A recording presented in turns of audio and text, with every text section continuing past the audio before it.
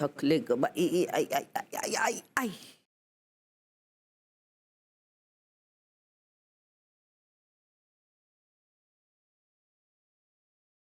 बोला. नाही म्हणजे यांना असं वाटतंय की हा बोल ना. हो म्हणजे मलाही असंच वाटतंय. अगं मग बोला. म्हणजे काय आहे की आम्हाला असं वाटतंय की विक्रांतचं लग्न झाल्यापासून आम्ही गावाला जाऊन देवासमोर नारळ नाही ठेवला. तर ठेवून येऊ का? जा की, चांगली गोष्ट आहे.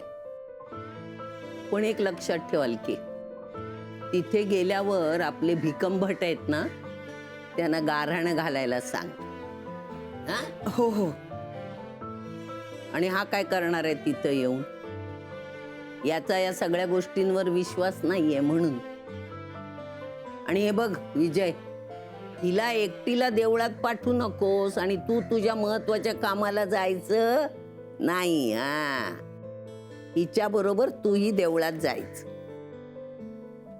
आणि अलके, तू मोनिकाची अजिबात काळजी करू नकोस. तिची काळजी घ्यायला माझ्यासारखी कमकी बाई इथं आहे. चेहरा का पडलेला याचा नाही ना? चल.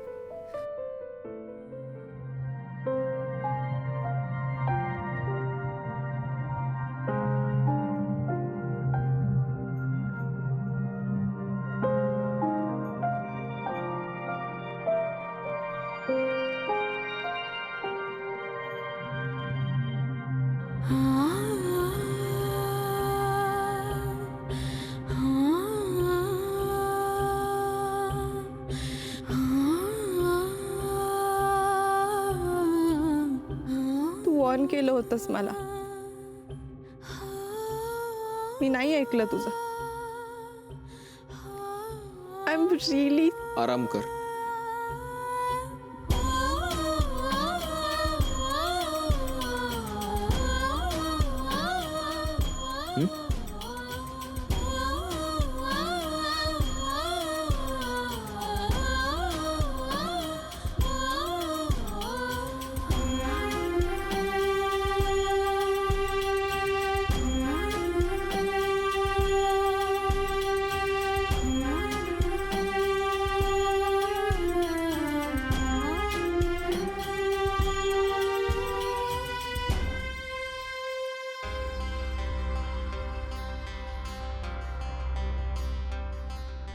आत्या,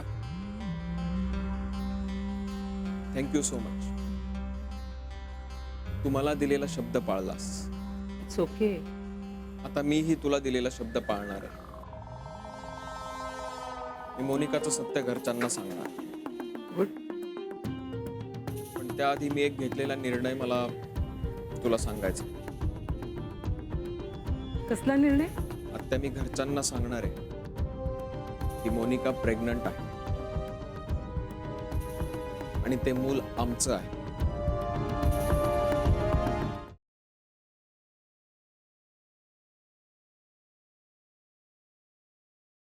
मनू, हां, जरा ह्याच्यात बीड बरोबर झालाय का बघ ग जरा.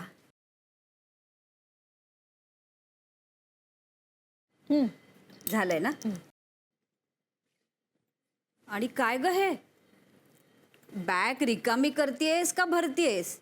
भरतीये. म्हणजे आता कुठे निघालीस? ताईकडे. आता परत कशाला? आजच तर आलीस ना?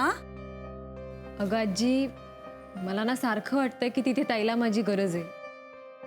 अगं पण तूच म्हणालीस ना ताई बरी आहे म्हणून. मग आता हे काय? मनू, काय चाललंय काय ग तुझं? आजी, मला गेलं पाहिजे. मला हे अजिबात चालायचं नाही ह, आधीच सांगून ठेवते मी. आणि अगं तिच्या सासरच्यांना सुद्धा नाही आवडायचं तू तिथे सारखं गेलेलं. आणि गरज काय आहे म्हणते मी. अगं तुला तिथे कोणी परत बोलावलंय का? नाही, कोणी बोलवलं नाहीये. पण आजी, हे बघ, इथे त्या थत्ते काकू रोज येतात गप्पा मारायला. त्या विचारणारच मानसी कुठं आहे म्हणून. अगं प्रत्येक वेळी कसं सांगू मी त्यांना ताईकडे गेलीये म्हणून. शिवाय इतर शेजारी हळूहळू बोलतीलच नको नको ते. अगं आपण बहिणीच्या सासरी असं सारखं सारखं जाऊ नये ग. ते पटतंय ग मला आजी, पण तिथली सिच्युएशनच अशी आहे ना ग. अगं पण तूच तर म्हणालीस ना की काही गंभीर नाहीये म्हणून. मग हो ग आजी, पण कसं सांगू तुला. नको, काहीही सांगूच नकोस तू. मनू, अगं इथे देखील कामं असतात ग. आजोबांना एवढ्या तेवढ्यासाठी सारखं बाजारात जावं लागतं. त्यांच्याच्याने होत नाही ग आता.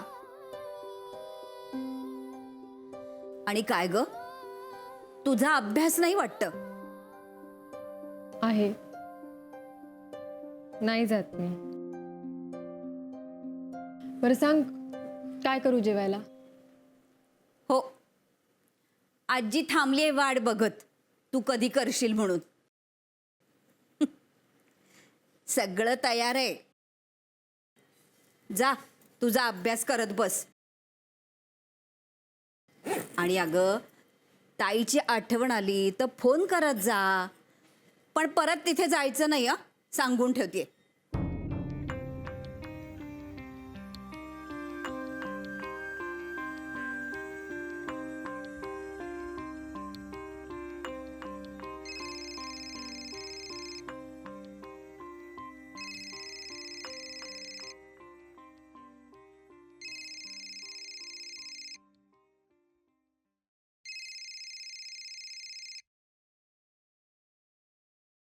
हां बोल आत्या.